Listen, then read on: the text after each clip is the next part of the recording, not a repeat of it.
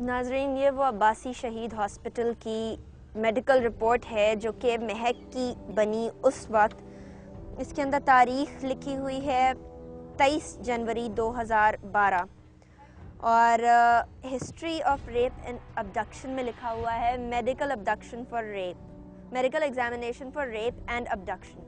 इसका मतलब है कि ज़्यादती और उसके अगवा के लिए ये मेडिकल एग्जामिनेशन किया गया था। प्राइवेट के अंदर भी बहुत सारी चीज़ें लिखी हैं जो शायद मैं आपको ना बता सकूं। एफआईआर लॉन्च करने के बाद इनके मोहल्ले में, इस गली में जिसमें इंसिडेंट हुआ, उसमें जितने टीनेजर्स लड़के थे, टीनेजर्स की डॉक्टर ने बताया कि ये इसकी इस उम्र के आदमी का काम है, इससे बढ़ेगा नहीं है। कब शक हुआ? जब इस बच्ची ने शनाख्त किया, वो तो दरवाजे में खड़े हुए थे, हमें पता नहीं था। हम लोग ने आमने सामने का घर का अंदाज़ा नहीं लगाया, उनके घर का ही लगाया जिस घर में लेके गए। तो उन लोग को किसी को मिला ही नहीं, वो दरवाजे में ही खड़ा हुआ था लड़का। कैसे शनाख्त की बच्ची ने बस यहाँ से 12 बच्चे लड़कों को उठाए थे। अच्छा, पुलिस वाले? हाँ, एक एक को लाए तो तीसरे नंबर पे इसको लेके आए। वो आते ही बच्ची के साथ बोलने लगे, तुम्हारे हाथ में मेरी ज़िंदगी तुम बचा सकती हो, ये वरना। हाँ, ऐसे ही सवाल किए आते ही इसको बोले। अब मैं भी परेशान हो गई, मैं बोल रही हूँ उस बच्चे ने आते ही दोबारा हाँ। बताइए कि इस बच्ची को क्या कहा? बच्ची को बोल रहे जो तुम्हारे हाथ में मेरी ज़िंदगी है, तुम ही मेरी ज़िंदगी बचा सकते हो। आइडेंटिफाई किस तरह किया? बच्ची तो उस टाइम पे अपने होशो हवास खोई हुई थी। 25 तारीख को फिर इनको लेके आए तो 25 तारीख को बच्ची थोड़ी सी नॉर्मल हो गई थी। बच्ची को बुलवाया, बच्ची को बुला के इन सब की शनाख्त कराई। इन सब में से बच्ची ने सलमान को आइडेंटिफाई किया। उसके बाद उसको लेके गए बाहर, फिर और लड़कों को लेके आए तो किसी को भी नहीं दिखा रहे, उसी को दिखा रहे। फिर दोबारा 2 लड़कों के साथ लेके आए, फिर उसी में से उसी को चुना है। किस तरह से चुना इसने? दिखा दिया, हाँ, हाथ से दिखा दिया, बोला ये। फिर उसके बाद बड़े अफसरों के पास गए, वहाँ लेके गए, वहाँ भी इतने सारे लोगों के साथ खड़ा किया, वहाँ भी बोले, उसी से ऐसे चुन के उसको ही निकाला है।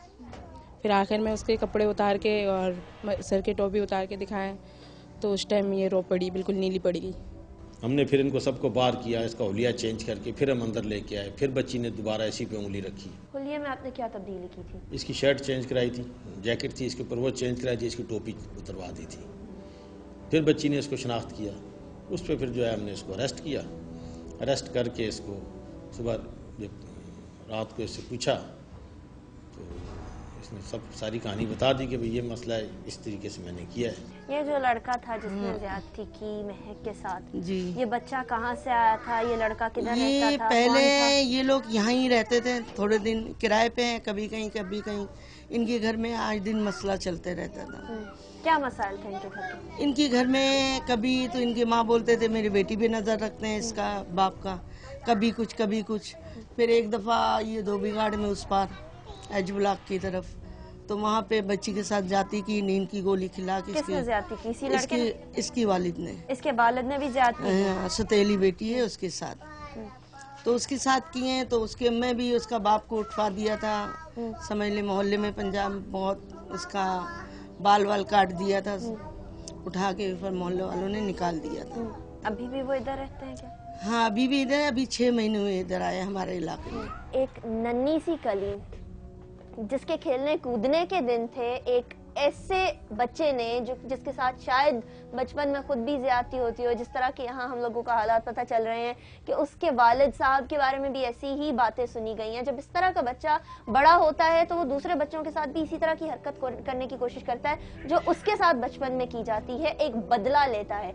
आप अपने बच्चे, जिन बच्चों के साथ ऐसी ज्यादती हो, उनको बहुत अच्छे तरीके से समझाइए, उनको एक अच्छा इंसान बनाइए और खुदारा अपने बच्चों पर भी नजर रखिए। खुदारा आप अपने बच्चों को बाहर अकेला मत जाने दीजिए, अपनी सुपरविजन में रखिए बच्चों को, ताकि कल को किसी बच्चे के साथ ऐसा हादसा पेश न आए। अभी तो मेन गेट जो है ना, इससे एक कदम भी अंदर बाहर जाने की कोशिश नहीं करते। अब खुद ही अंदर रहती है? खुद ही अंदर रहती, डर उसके अंदर डर लगी। जो नए लोग आते हैं, रिश्तेदार मिलने आते हैं, तब इसकी क्या फीलिंग्स होती है? तब ये किस तरह का बिहेव करती है? लेकिन पहले जिस तरीके से थे, जिस तरीके से ये थी ना, उस तरीके के नहीं, बात भी नहीं करते, बस चुपचाप ये हमारे कोने में जो ना बैठी रहती है, बस बिस्तरों में। बस हमने क्या सोचा इसको बेहतर करने के लिए, इसको वापस जिंदगी की तरफ लाने के लिए आप क्या करेंगे? अभी हमसे जो कोशिश हो रहा है तो हम कर रहा है, इसके लिए इलाज वगैरह जो कर रहा है, क्या हुआ क्या नहीं हुआ तो अल्लाह पाक जानता है और डॉक्टर को पता है क्या मसला हुआ है। नाजरीन, 22 जनवरी 2012 के बाद से महक के घर पे एक सोग सा आलम है, सोग सा माहौल है। यहाँ सब चुपचाप हैं, कोई ज्यादा बोलता नहीं है। महक ने खेलना कूदना बंद कर दिया है, चलना फिरना बंद कर दिया है और उस वक्त के बाद से, उस दिन के बाद से ये इस गेट से बाहर भी नहीं आ रही। ऐसा होता है इन बच्चों के साथ जिनके साथ ज्यादती की जाती है, जिनसे ज्यादती की जाती है। ऐसे नन्हे फूल, ऐसे नन्ही कलियां इसी तरह मुरझा जाते हैं छोटे होते ही। इनके दिमाग पे वो असरात पड़ते हैं जो कि शायद ही कोई सही कर सके, शायद ही उनको वापस कोई रिवाइंड कर सके। अपने बच्चों को बचाने के लिए सबसे पहले तो आप अपने बच्चों का ख्याल रखिए। वो कहाँ जाते हैं, किससे मिलते हैं, किस वक्त जाते हैं, इस चीज़ का ख्याल रखना बहुत ज़रूरी है। इस घर से तो हमें यही सबक हासिल हुआ है कि अगर ये बच्ची शायद बाहर ना जाती तो ऐसा ना होता। बाकी जो बच्चे इस तरह की हरकतें करते हैं, जो अब्यूज़र्स होते हैं, हम आपको उनसे भी मिलवाएंगे, इसी के मुजरिम से भी हम आपको मिलवाएंगे।